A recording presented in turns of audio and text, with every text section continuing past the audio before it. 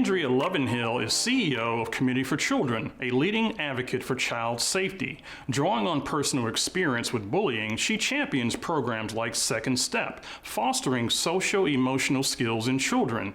Through campaigns like Bullying Initiative Captain Compassion, she empowers students, families, and schools to create safe and supportive learning environments. Dr. Nikki Nance is a seasoned mental health expert and associate professor at Beacon College in Leesburg, Florida. Beacon is America's first accredited baccalaureate institution dedicated to educating students with learning and attention issues. They focus on workplace and domestic violence, relationships, and anxiety. She has been featured in numerous publications and media outlets. Previously, she owned a mental health practice and has contributed to academic journals and encyclopedias. Octavia Neal is a skilled trauma therapist and program leader at Kaiser Permanente. She specializes in adult psychiatry and provides short-term individual and group therapy. With a background in working with children with autism and a passion for holistic mental health, Neal has developed and implemented comprehensive trauma programs. She's a licensed marriage and family therapist with advanced training in trauma-focused therapies, brain spotting, and perinatal mental health. Currently pursuing a PhD in mind-body medicine and functional nutrition, Neal is dedicated to integrating these approaches in her practice.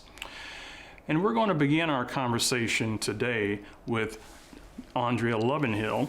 What are some of the specific traits or behaviors of neurodivergent children that often make them targets for bullying? Thanks for having me, Daryl, and thanks for that question. I always like to start with just a definition of bullying because I think it's a good level set for folks that aren't as familiar with the topic. So when we talk about bullying, we're talking about repeated negative behaviors toward a child or group of child where there's an imbalance of power, and that can be social power or physical power. It can happen in a lot of different ways. It can be verbal, it can be physical, it can happen online, it can happen on the playground. But most often, those children who are targeted for bullying have some sort of perceived difference.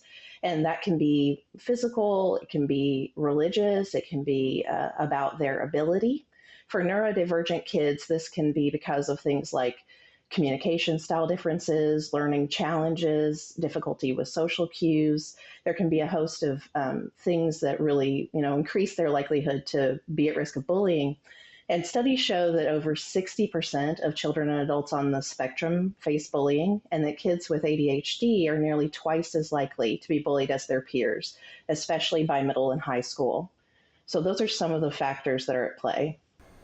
So Dr. Nance, are there societal misconceptions and biases that contribute to bullying of neurodivergent children?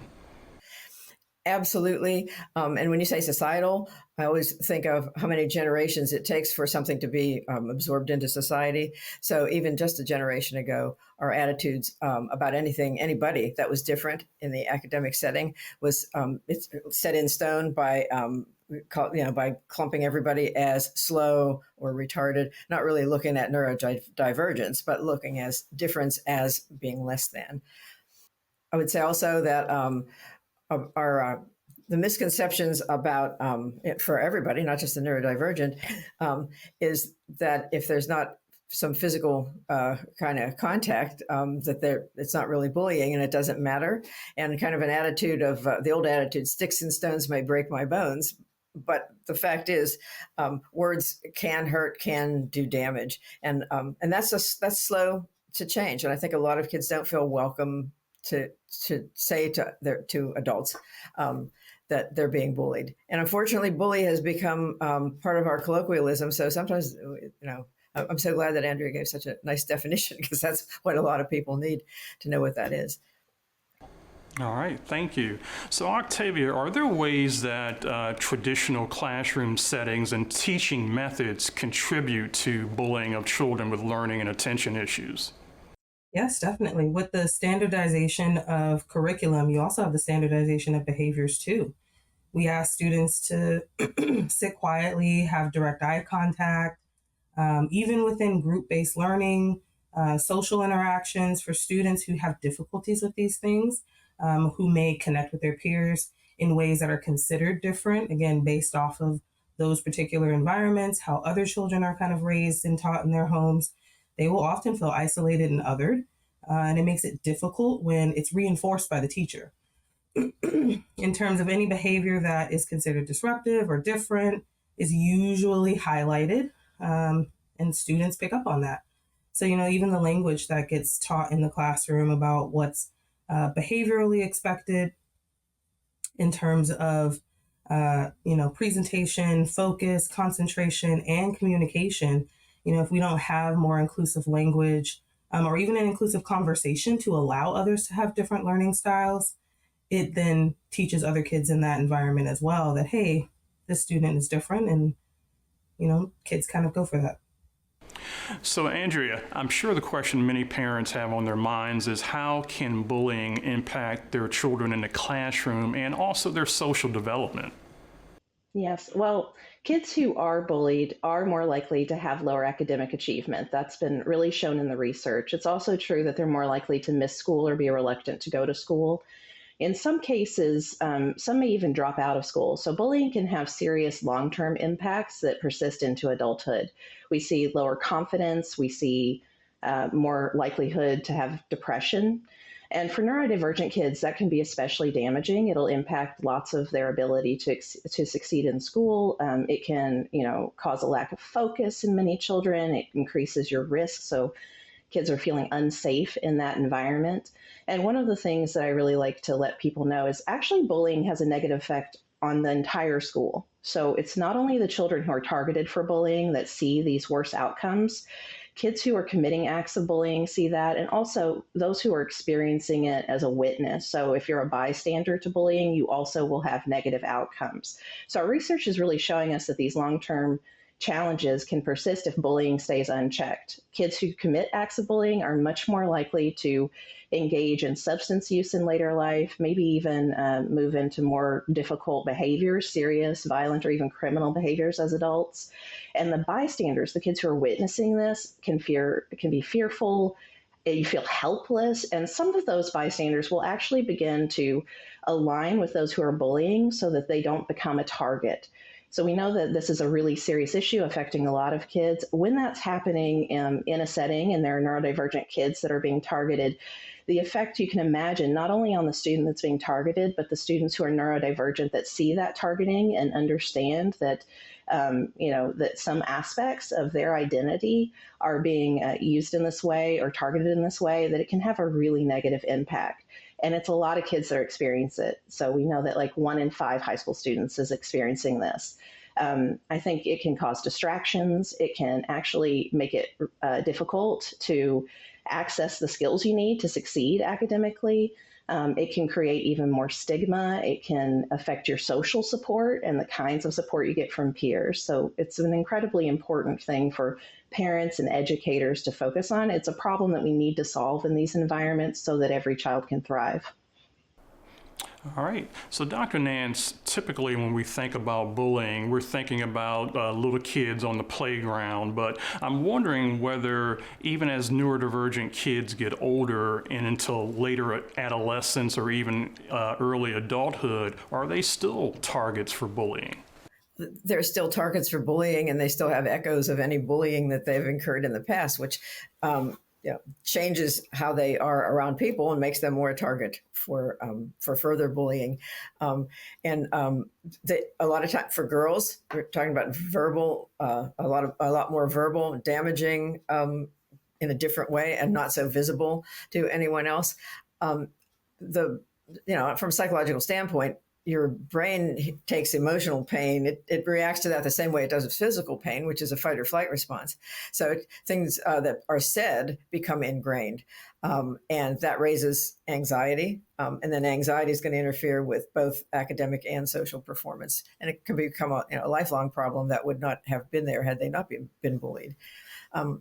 At the emotional level, the levels of shame, and as adolescents become more dependent on their peers, all adolescents, as they become more dependent on their peers, their sense of self-esteem is coming from the response of their peers. Neurodivergent kids who had so much focus on them, much more than other kids, develop that shame really quickly, and it just resonates with any self-doubt. They do become sensitive. A lot of them just isolate because they are, just sensitive. They are expecting the worst, and shame is it just kind of evolves, but it's the exact opposite of self-esteem. So anytime somebody has that idea that they're damaged goods, that's like kind of set in stone for them and really difficult to reverse. All right, so Octavia, let's drill down a little more on this. Can you talk about some of the long-term consequences that neurodivergent kids who have been bullied for an extended period of time might have as they go forward? Yeah, definitely. To piggyback off of what Andrea and Dr. Nance have said, the elevated risk for anxiety, depression, in combination with that low self-esteem, that can lead to other psychological difficulties and disorders as well. A lot will present with, trauma-like symptoms, kind of tantamount to post-traumatic stress disorder, depending on the severity of the bullying, the length of time, and even kind of developmental age as to which they received it. Many will have extreme hypervigilance in social situations. They will feel very uncomfortable with communication. They often don't take risks in academic and career settings, and really have a hard time, like Dr. Nance was saying, in trusting themselves. The self-doubt, the shame, and even guilt kind of comes along with that process of feeling as though it's my fault for being different, are really hard to remove as they get older. It takes a lot of, positive reinforcement, supportive networks and systems for these kids / adults as they continue to grow and develop. And it can be difficult to reverse the effects of bullying, especially as majority of students spend most of their day, most of their years in these social and school settings, getting this constant reinforcement that they are different, and that different is bad. So it can really have severe long-term effects, not just emotionally and psychologically, but even in terms of how they make decisions for themselves, the relationships that they cultivate as they grow older and move forward, and even in terms of financial decisions and substance use, self-harm behavior. It can really have some detrimental effects. All right, thank you.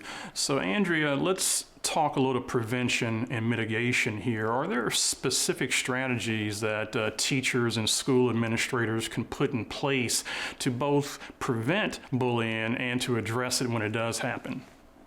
Yeah, I'm very steeped in prevention, and this is kind of my key to that. When we talk to schools, we talk about research-based approaches that are really going to help them create an environment where bullying is less likely to occur. I think a lot of folks are reactive in this space, but really it starts with a proactive and I would say whole school approach. And it is always our feeling that the adults are actually the most important element of this. So they need clear policies and procedures to deal with bullying. Have staff been trained? Do they understand how they are supposed to respond when there's a disclosure of bullying or there's something that's going on that they see that may be bullying? We also recommend embedding programs that can support kids in helping build a healthier climate, things that can give skills around inclusion, skills around empathy, problem solving, perspective taking, so that you have some tools to go to if you're trying to work through some of the issues that you're seeing in the school environment. You want to build this respect climate. We also encourage families to get involved. So as I'm a parent myself, one of the things that I really did as I, kind of came into my kids being in elementary school was I started to reach out and ask, what are we doing about bullying? How do I know if something's occurred? I would encourage administrators and educators to proactively involve families in their bullying prevention approaches, because that's really a holistic approach that's going to support the kids, right? That partnership is really a cornerstone of it. And then we do produce bullying prevention resources for families at Committee for Children. So we send home things that you can access for free on our website, but they are things like webcomics or different kinds of media or formats that can engage kids in the conversation. We know that if you can encourage kids to stand up, to recognize, to refuse, and report bullying as witnesses, that will help in the school climate reduce bullying. But the number one thing is that the adults are well trained, that they have good policies in place, that they have good reporting procedures, and that they're treating this as a real issue that can occur in a lot of different ways, and it's affecting kids who maybe internalizing some of the things that are happening. So that awareness and that response is very important from the adult side. So, Dr. Nance, how can therapists and psychologists help kids who've been exposed to bullying help heal and recover? I guess there's kind of a two-pronged approach. And working with the families is essential with that if you don't want the long-term problems. But just walking somebody into a therapist's office, for some kids, you're saying there's something wrong with you. So normalizing whatever you can is, I like to tell the students that I work with, you're normal for your norming group. Anybody with this particular kind of thing that's gone through these kind of things would have something very similar. So that's a big part of it, and making sure that they understand this has nothing, that they are separate from whatever their difference is, because if not, they get so ingrained, that the anxiety that develops because of events that occur because of the neurodivergence, that anxiety gets so dug in that they may end up with anxiety disorders that they don't have. And I'm along with Andrea, really big on prevention. I think working with the families is important to that. And therapy itself, depending on the age of the child, but a lot of times even young kids respond to this, is a matter of changing the story. Whatever language we're using becomes very important. And you want to help kids to not generalize that every bad thing is a bullying thing. So cultivating a language is like depression. Can you tone that down to disappointment? Anxiety, could it just be concern? Could you be cautious? Do you really have to have the anxiety? And talking those things through all the way. And in every instance, focusing on what their strengths are. Parents are under the gun. There's this very hard timeline as to when they academically need to do certain things to be successful. And a lot of times it's not that parents have been negligent about any of those things. There aren't enough hours in the day to take care of all of that. And that necessarily has to be the focus. And neurodivergent adolescents, particularly, their whole self concept a lot of times is seated in their neurodivergent. They put that out there first. Maybe this has become maybe this is because I'm autistic, and a lot of times, maybe it's because you're 13. Therapy is challenging and very rewarding when you see how responsive people are. If you're going to give them some comfort about who they are. All right, thank you. So, Octavia, what role can parents play in supporting their neurodivergent children and advocating for them in a school environment? Absolutely. I think in terms of starting that process of advocating for your child, it really does begin with creating that communication relationship in the home. So similar to what Dr. Nance was saying of, there has to be language around emotions and normalizing behaviors across developmental stages, but even having the language to express what your needs are, right? No difference in having food allergies. If you are having neurodivergency and you are in a school system or any kind of social setting, you really have to be able to understand how to express your needs, who to go to express those needs to, and to be able to recognize, did my need get met? And if it didn't, I need to have a process to be able to express that. So usually that starts in the home. Parents having that kind of relationship with your child allows you to be a very, very solid advocate for them in the school setting, with teachers, with administrative staff. And I say that with the caveat of, we come into this with the understanding that schools are generally well-intentioned, difficult to navigate 500 plus little minds and all their needs. Sometimes parents do have to be a little bit of an advocate. I need to push, I need to remind. I also need to be able to negotiate in terms of what are the resources that the school actually has? What can this look like for my child? Is this the right setting? Sometimes that can include requesting an IEP or a 504 plan, an individualized education plan. 504 plans are typically more behavioral, emotional based, but ideally, there's still a lot of advocacy around that. And there's a lot of conversation, and there's sometimes a lot of frustration and even disappointment.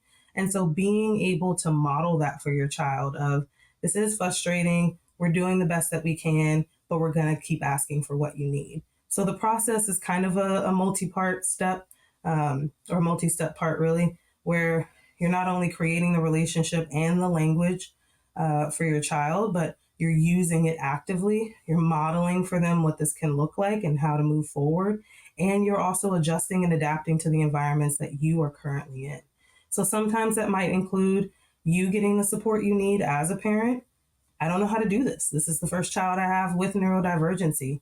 Or I may start to recognize some of these things in myself that I struggled with as a child. It's really difficult for me to handle. So you may need to connect yourself with therapy, or getting your own support system, or connecting with families who've been through this process that maybe you trust a little bit of their advice, or you kind of want some idea of how to move forward. All right, thank you. So Andrea, as parents, we know that our children don't necessarily tell us everything that's happening in their lives. And so I'm wondering, how do we recognize the red flags in our children that indicate that they may be being bullied at school? This is a question I get a lot. And first, I have to say, I agree 100% with my fellow panelists about some of the things that they've just mentioned. I think that when you're thinking through bullying, it can involve shame. It can involve a lot of aspects that can keep kids from disclosing it. So they may worry that if they tell parents or even a helpful person at school, that's going to make it worse, that some adult intervention will actually cause further harm. And the signs can be easy to miss, but I think, parents, families, they typically know their kids best. And kids who are being bullied may show different physical signs than you've seen, like unexplained injuries. There can be frequently they'll have destroyed or harmed belongings, or they may be missing belongings. And then there are other things to look for around behavior. What kind of behavior changes are you seeing? Are you seeing an increase in things like headaches or stomach aches, or maybe a reluctance to go to school? A lot of kids are reluctant to go to school. I had that too. When I myself was being bullied, it increased dramatically. So if you notice that your child is maybe seeming more withdrawn than typical, having difficulties with sleep, losing interest in things that they enjoyed, all of those can be signs that something's going on in their school environment. And just remember that a lot of kids won't talk openly about it. There may be communications differences that are making it difficult for them to disclose that. So I always recommend 3 things, which I think are really in alignment with what my fellow panelists are talking about. One is just connecting daily about what the experience of school is for them in a way that works for them. That, the sooner you can spot an issue, the better. To look for any kind of changes, like that reluctance to go to school or unusual injuries, those sorts of things, and then to advocate. I think we've all said it. If something feels off, reach out to school, push for safe, supportive environments. The schools are there for that, and many educators are happy to engage around things that will make the environment safer and better for kids. So we, for instance, provide resources in Captain Compassion that help families start those conversations with their kids and with the educators, because I know it can be daunting. I myself get so many communications from my kids' school, and just thinking about who do I ask what for, navigating that for them. As Octavia said, it's a very complicated system with the best intentions. But we are our kids' best advocates, and we have the right to have a partnership with that system to ensure their safety and well-being. Thank you. So Dr. Nance, we know that for students who go to school and are bullied on the playground, that's tough. But to me, it's even tougher when the bullying is happening in your own home. I came across a study that mentioned that autistic children, for instance, are as likely to be bullied by their peers as by their neurotypical siblings. How do you deal with that as a parent? Parents really who engage in education about what's going on are much more vigilant about what they're looking for. Kids can be so crafty with their siblings, so that something can be going on in the house and the parent didn't neglect it. It was the parents didn't see it because it was well crafted so that they wouldn't see it. I really think that we have such a reactive, parents are reactive because you have to be. But I think looking ahead, like as to, what can I look for? What can I, on a monthly basis, say, did this happen in the house? How do people seem to be getting along? What is the public interaction between all of my kids? Does it look okay? Are they laughing? Are they having fun with each other? And then because it's absolutely, if you have a kind of a victim demeanor or you've been traumatized, you become so noticeable to anybody that has just a mean streak. They don't have to be pathological. So teaching people like how to move about, and then teaching all of your children, about what they see publicly. I'm really an advocate for parents and children when they're together. What's going on between them is important, but what's going on with the child that the parent can just interpret for that child or help them talk through as it's happening. So, you go to somebody's house and look like your cousins weren't doing really well over there, what was going on, and just have them talk through something. You'd be surprised how many things get unearthed just from that angle on a conversation with kids. I know parents want to jump in there and fix it. Boy, so do therapists. We all want to do that, but it's not necessarily going to happen. But the preventative things in the education are really important. All right, great. Well, Octavia, I'm going to ask you our last question today, and that is, how can parents provide their children some battle armor to go into the schoolyard to, gird them up against the bullying they might experience? Absolutely. I would say start with you yourself having the knowledge, right? What does this look like? What are the ins and outs? What are the bounds between typical, quote unquote, typical development and my child's development? Where are they at? What can I expect? What's coming forward? And again, having language that both you and your child understand. Whether that starts in the doctor's office with whoever gave the initial diagnosis or whatever specialist you kind of interact with, ask these questions as you move through. What can this look like for my child? How can I support them in the best way possible? What language is great to use for this age while we support them with whatever needs they have? Another suggestion would be to use social stories, not only with your child, but even if there are siblings in the home, social stories to give them an idea of how do I respond? Oftentimes we give very linear responses to children. And even if your child does not come with the diagnosis of autism or another neurodivergent diagnosis, that's difficult for a child in the moment. There's not enough life experience for them to put into action your linear response. Social stories are usually the best ways for children to learn. Hence, generations of cultures using narratives to really kind of give morals and lessons and values to the next generation. So having stories to give them an idea of these things can happen, so they're not too surprised by the potential of these things or when these things happen, giving everyone involved a little bit of a language and an idea of what to do next and how to move forward. And I think connecting with whatever groups may be available. Most schools and school districts usually have groups available, parent peer support to help navigate some of these issues that do come up. Bullying is such a consistent conversation, I feel like, in school districts. And if it's not, really connecting with a parent advocacy group to help you make it an issue, to push this so that, again, there needs to be things in place, a response. I expect a response from my school, just as, I imagine the school would expect a response from me if they brought up any issue with my child. So looking at some of these things to really arm my child, again, the other piece of really pushing and really strengthening that relationship you have with them so that whatever does happen, right, the world is not always so black and white. Consequences and things, the effects and outcomes of things oftentimes will come with a surprise. So having that relationship with them is usually the best way for you to understand what's happening, how do we respond to this, and how do I make sure my child can be okay as much as possible moving through this. Giving them language is probably going to be the best option in helping them support to arm themselves, and identifying safe people in their environment is usually where I start with most families, especially when they're entering a new school system, a new grade. Who are the safe people I can go to if something comes up? Who do I feel most comfortable with? That may also change as the school year progresses, and that's okay. We just want to make sure we have that common language, that language is updated as we move through. And then we kind of see what happens as the school year presents. Kids sometimes will develop natural systems of support sometimes. There can be friends that become fierce advocates for them in these environments, and really allowing those relationships to flourish. Hopefully, your child will then pick up on some of the kind of self-advocacy, defending behaviors that they will see modeled for them, not just by you, but others in the environment, and hopefully by administrative staff as well.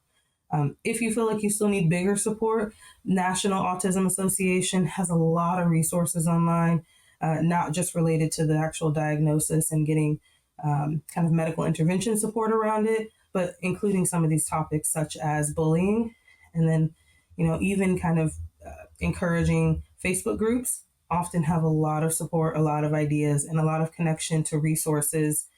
Hard for us to find, hard for us to know of all of them for every kind of smaller geographical area you can think of. All right, well, thank you for that. And that's going to be our final word. Andrea Lovenhill, Dr. Nikki Nance, and Octavia Neal. Thanks for the knowledge.